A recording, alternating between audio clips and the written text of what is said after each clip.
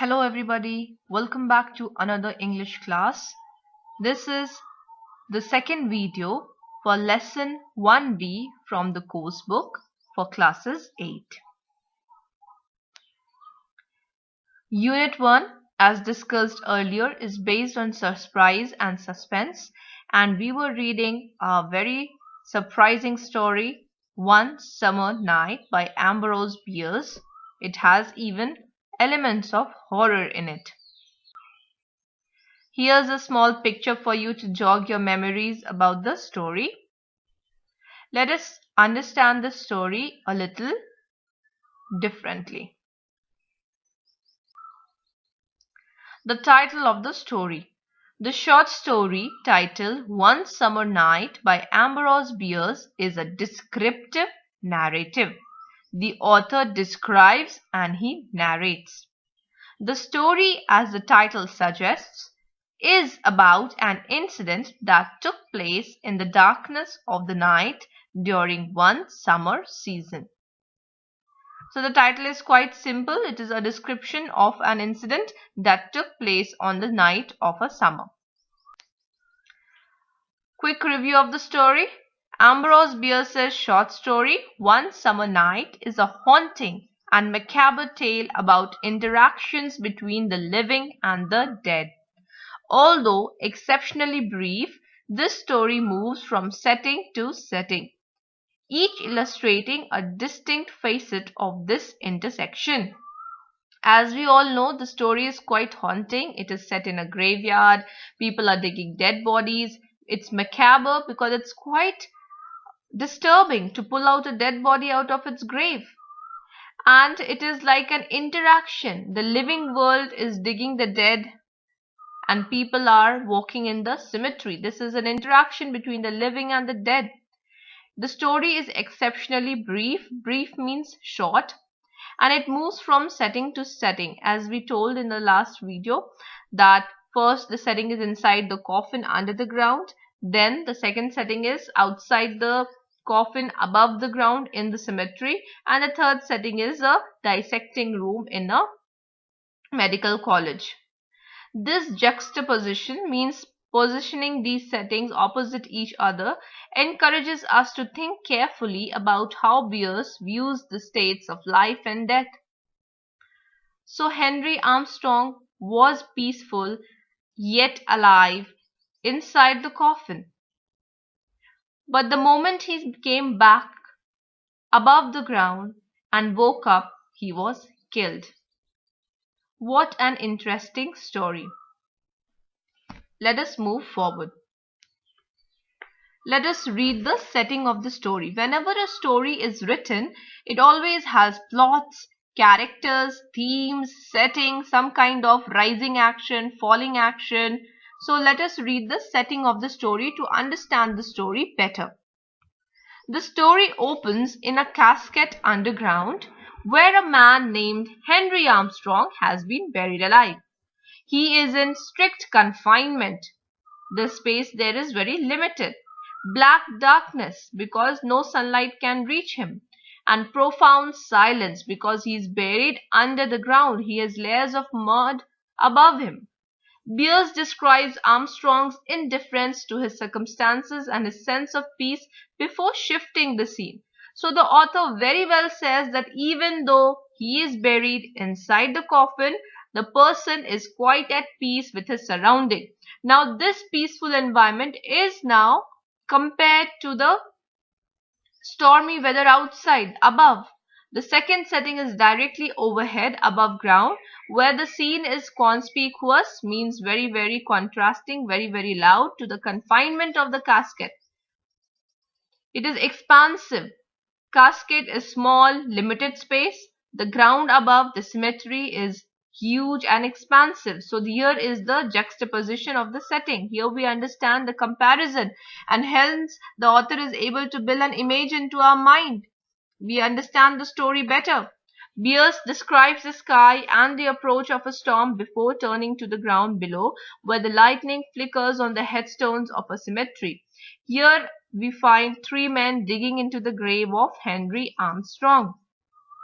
The third and final setting of One Summer Night is a medical college where two of the gravediggers, medical students, have convened after fleeing the cemetery. Convened means they're not going anywhere. They're inside the college itself and they have ran away from the cemetery last night.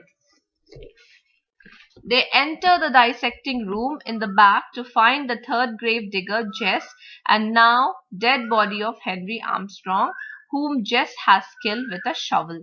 Shovel is a kind of spade used to dig the ground. So this is the setting of the story so far. Let us come to the theme of the story.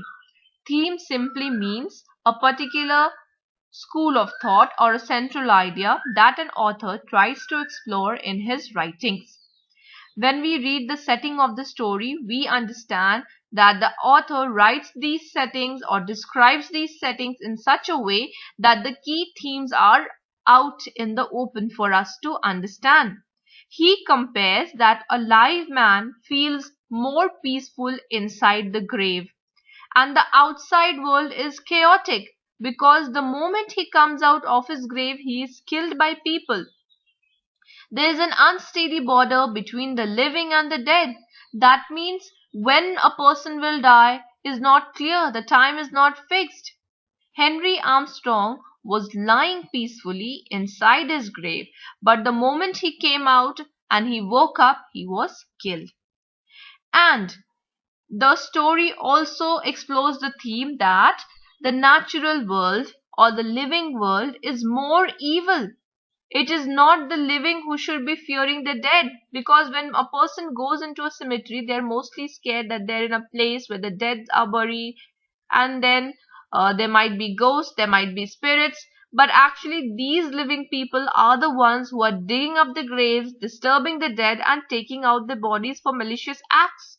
So it is the living who is actually threatening the dead forces. For example, the eerily lit cemetery in which the headstones appear to be dancing creates a foreboding sense that the dead or perhaps their ghosts are not at rest. Because these young people, these live people are disturbing the dead. They are not giving them the rest they deserve after lying buried inside the ground. Yet all is tranquil beneath the ground, even in the dark and silent casket of a living dead man, Henry Armstrong. The grave is a peaceful place, unlike the ominously active place overhead. When the casket is opened above ground, the intersection of these two places accentuates their differences. Accentuates means brings out more. The living person, even inside the coffin, feels more safer than being outside in the world of the living. That is the pitiful thing. It is sorry that the living people are not as kind as they are expected to be. Characters in the story. I said while writing a story, author first develops a plot, a setting, he builds some characters. Characters are the people he talks about in the story. And he always has a rising action, some kind of climax has to be there. Some interesting parts are there, some imageries and pictures are there. So let us first understand the characters in the story. As we read the story, in the very beginning, we understand we are talking about a person named Henry Armstrong. He is the man who is buried alive under the ground. He suffers from some illness. Maybe that is why he was mistaken to be dead and buried. Not too worried about being buried in a coffin. But this man is not too worried. He feels at peace inside his coffin. Now there's this man whose name is Jess. He is an employee at the cemetery. He earns extra cash by providing dead bodies to medical students, and he is tough by nature. Now apart from these two names, we have two unnamed characters. They are referred to as two medical students. They are young scholars, we know from the story, and because of their action we understand that they are dishonest and fearful as well. Elements in the story, the techniques or devices that a story writer or an author uses to make his story better or interesting at reading. The author uses imagery. Yes, when he says black darkness, cracking shock of thunder, dancing headstones, all these paints a picture in our mind. So he uses imagery. There's the element of horror, of course, because first of all, the story is set in the night time. It is the background of a cemetery, and the storm is brewing. A dead people are being woken up by the live people. So it is a story of horror as well. The horror elements are there. Comparison. Well, when we were reading the setting, we understand there is a comparison between the dead and the living, the calmness of the grave and the chaos of the outside world, the peaceful nature of under the ground, while the disturbing nature of the life above the ground. So these are the comparisons, the parallels that the author draws. Now there's surprise and shock as well. Two people have come to dig up a grave and find the dead body, with the help of another man. And what do they find? A live man coming out of the casket. Imagine the shock and the surprise. Now there is suspense in the story. The author maintains suspense throughout the story. He does not explain that how was the man buried alive inside inside the coffin. We have to guess ourselves. Maybe he was so sick that people thought he is dead. And then he does not even explain how come a man is at peace with his surrounding, that he is buried alive, he's not worried, he's not shouting, he's not banging on the casket, and he actually goes back to sleep peacefully. That's a suspenseful thing for me. In fact, the death of Henry, the actual death, when he's killed with a spade by Jess, that is revealed in the end in a very suspenseful manner. So suspense is another characteristic element of the story. And there's of course crime. Crime is a wrong action. So when the story begins in the second setting, we understand that three grave diggers are stealing dead bodies. They do not want to be caught red-handed. They have arranged for taking the body away without much public notice. So there is crime involved. In our last class, we went through the story and discussed the textual exercises. Apart from those exercises in your book, we have some more textual exercises. Let us understand them. Idioms of color. In the story, we come across blackness of the night. We know night is dark in color and the environment is not lighted up. But when we say the blackness of the night, the darkness is more emphasized while using this color idiom. In the same way, the gray of the morning. This helps us understand that the sun is not yet out and the effects of storms are still lingering. In the same way, here are some color idioms and the meanings are given in one column. We have to match them. I shall help you out first. To see red. It means when somebody becomes very angry. So to see red, to become very angry. To catch someone red-handed. It simply means when somebody is doing something wrong and you catch them in the act. It is called to catch someone red-handed. So, to catch someone in the act of doing something wrong. To have a green thumb. To have a green thumb means a person who is good in gardening. So, number F, to be good at gardening or growing plants. To be black and blue. When somebody gets hurt or injured and they have lots of bruises on their bodies and faces, it is called becoming black and blue. So the first one, to have injury marks and bruises on one's body. Out of the blue. Out of the blue means suddenly. Some action that you do not know and happen suddenly. So number D. To happen suddenly, unexpectedly or without warning. Usually a happy occurrence.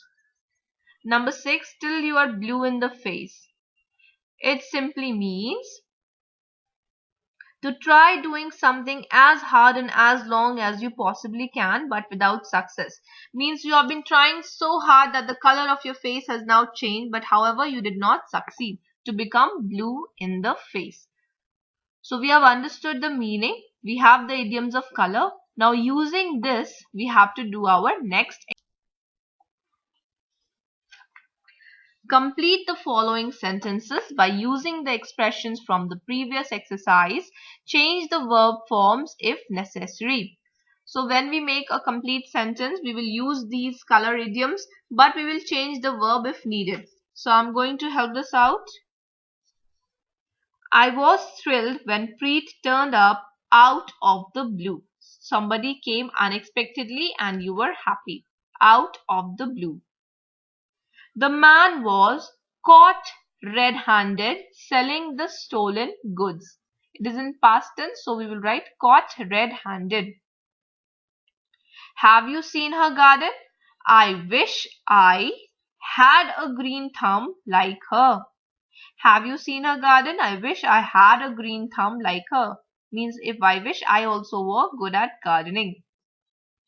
She can keep arguing till she is blue in the face. It will still not convince me. Means she can try as much as she wants, but she is not going to succeed. Rahul saw red when he discovered his friend had lied to him. Saw red means became angry when he learnt his friend had lied to him. Though he did not have any fractures, the accident left him all black and blue. Means he did not fracture any bones, but he had lots of injuries and bruises on his face and bodies. These were the written exercises that I have helped you with. Let us come to the say it right. Now syllables are the different breaking points or the smallest vowel sound in a word. So how to stress a word? When speaking a word, how to stress or which parts are to be stressed?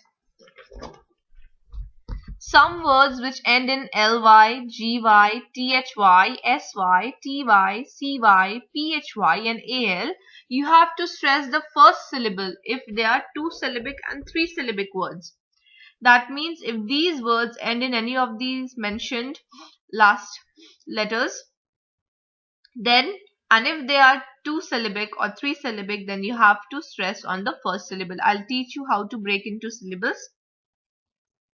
Stress the second syllable in 4-syllabic words and stress the third class syllable in 5-syllabic and longer words.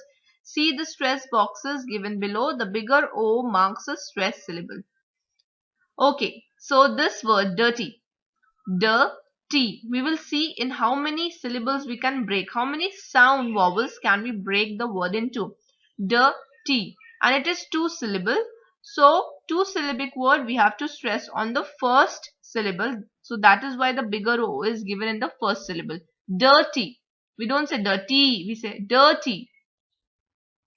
Now the 3-syllabic words are there. So we'll again stress on the first syllable. Carefully. Carefully. It is not carefully. Carefully. Now there are 4-syllabic words and we have to stress on the second word. Second syllable. Biology. Biology. It is not biology. It is not biology. It is biology. Coming to the 5-syllabic words. In 5-syllabic words, the third syllable has to be stressed. So personality, personality, personality. The third syllable has to be stressed. In the same way, in longer words, just like in 6-syllabic words and longer words, you have to stress on the fourth syllable. Characteristically, characteristically. Now in the next box, some words are given and in the box below that, columns are given and the stress is given. You will find out which word has how many syllables and write them down accordingly in the space given below. I shall help you with the first 3 at least. Photography. Photography. 4-syllable words. That is why we are going to stress on the second syllable.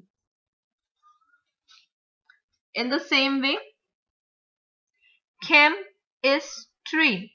3 syllables. Chemistry. So we have to stress on the first syllable. Geographically, let's see. Geographically.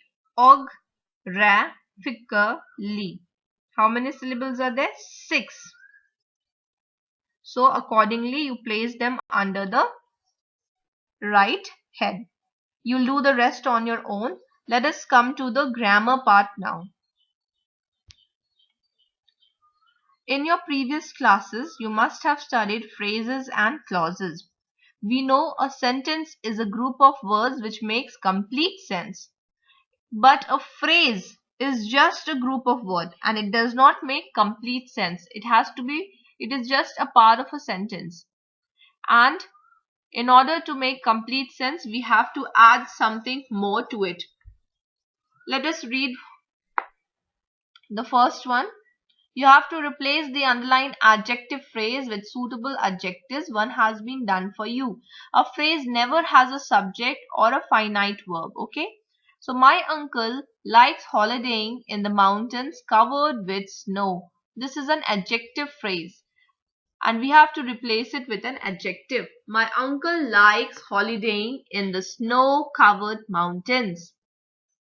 Similarly, she likes wearing dresses made of silk. So we can also write it as she likes wearing silk dresses. An author from America has written this book. We can rewrite this as an American author has written this book. The robbers took away all the jewelry made of gold. You can rewrite this as the robbers took away all the gold jewelry. Last one. There are many houses in the mountains made of wood. There are many wooden houses in the mountains. Now coming to the second part of phrases, complete these sentences with suitable phrases according to the given instruction. So we know there are different kinds of phrases. Noun phrases will have a noun head. Adjective phrases will have an adjective head. An adverb will have an adverb head adverb. So you're going to do this on your own. This is quite easy. You have to fill it up with the phrases. Can you tell me where the book is? Book is the noun here. I'll give you another example of adjective. The third one. Do you have a book interesting as the first one or as interesting as the first one? Interesting is an adjective. So you are going to complete this B exercise in the textbook itself on your own. Types of clauses. You have to tick mark yes or no for the following statements to revise clauses. You have already done clauses in the previous class. You will revise this on your own. And I'm quickly telling you a clause is a little different from a phrase because it is also a group of words, but it has a subject and a predicate, and the predicate part always has a verb. So can a dependent clause has a subject and a verb? You have to tell yes or no. An independent clause shows complete thought. Independent shows complete thought. Yes, it shows complete thought. A dependent clause shows incomplete thought and needs another clause to complete its meaning. Yes, true. Coming to match the independent clauses is called in column A with the dependent clauses in column B to make meaningful sentences. So two clauses we have to put together and make a sentence. Let us go through it. I immediately phoned the police when I heard the explosion. We cannot go out because it is raining. The flight attendant was so tired that she could not make the announcement. I asked if I could borrow her book, but she refused. We are going to Delhi for 3 days and they are going to Singapore. Now here is another type of clause, a clause which always has if in the sentence. If the students didn't pay Jess, he would have taken the body back. The highlighted part of the sentence is an if clause. An if clause is always dependent on another clause. Read the table to understand how the if clause is used. Notice the difference in meaning and usage when different tenses are used. This is important part of grammar, students. You are going to go through this table. I'll help you with the first one. If I drink milk, I sleep well at night. Both the clauses are in simple present tense, and it is saying that this is a true fact and it is used to show a result, fact or habit. If I drink milk, I will sleep well at night. Now it is a possible condition. I am predicting. If I drink milk, I will sleep well at night. It uses simple present and simple future. In the same way, if somebody says, if I drank milk, I would sleep well at night. It is again a prediction, but it is a possible condition that might not happen. If I drank milk, which is again a condition, I would sleep well at night. If I had drunk milk, I would have slept well at night. Now this has past perfect and past participle. There is an imaginary condition. If I would have done, then I would have done that. And it looks at the past condition. Now using this if clauses and your understanding of their function and usage, we have to complete these sentences with suitable clauses. I shall help you with it. Hope you are taking down the value points and you will develop your answers, and you will also complete these textual exercises as we are discussing. I don't like lifts. If I take lifts, I get sick.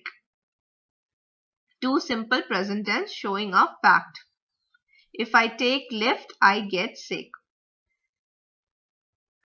If you had called me, I would have come at once. Possible condition. If you had called me, I would have come at once. Coming to the next page, continuing. If you had worked harder, you would have done better. Next one. If I had the money, I would have got you a new dress. If you don't water the plant, it will not survive. If you want to participate, please fill the form. If you really like gardening, you would take it up as a hobby. If she had trained herself well, she would have done a better job. So that is the end of the writing exercises. Here is a plot for you, means how to develop a story. Just now when we read the story, I told you the theme of the story, the characters, the point of view, the plot. In the same way, if you have to write a story, you have to keep these things in the mind. What is theme? Is the main idea. Setting, where the action takes place. Characters, the people, animals, good, how are they bad, how are they wicked, you have to explain that. Point of view, who is narrating the story, is it written in third person or first person, and the plot of the story, which is very essential, how the actions are taking place, what is the beginning action, where is the complication happening, what is the conflict, how it is getting solved. All these are the part of the plot of the story, which we have already discussed right now. Now you have to discuss, identify these elements in the story. One summer night, we have already done that. And if you want to write a story, here are the guidelines. You have to write a main character, the problem that needs to be solved, and where the story takes place and the time of the story. Now you will do this in a rough copy, not in the English copy, for your practice. You are going to practice writing this, and this will help you develop your own creative skills. Here's some life skill suggestions for you. Two students in the story were actually stealing and had paid someone to help them in the act. This means they were guilty not only of theft but also of bribery. Bribery means to give somebody something in exchange of some work illegally, something that is not allowed. You pay somebody something in cash or kind and expect them to do the job.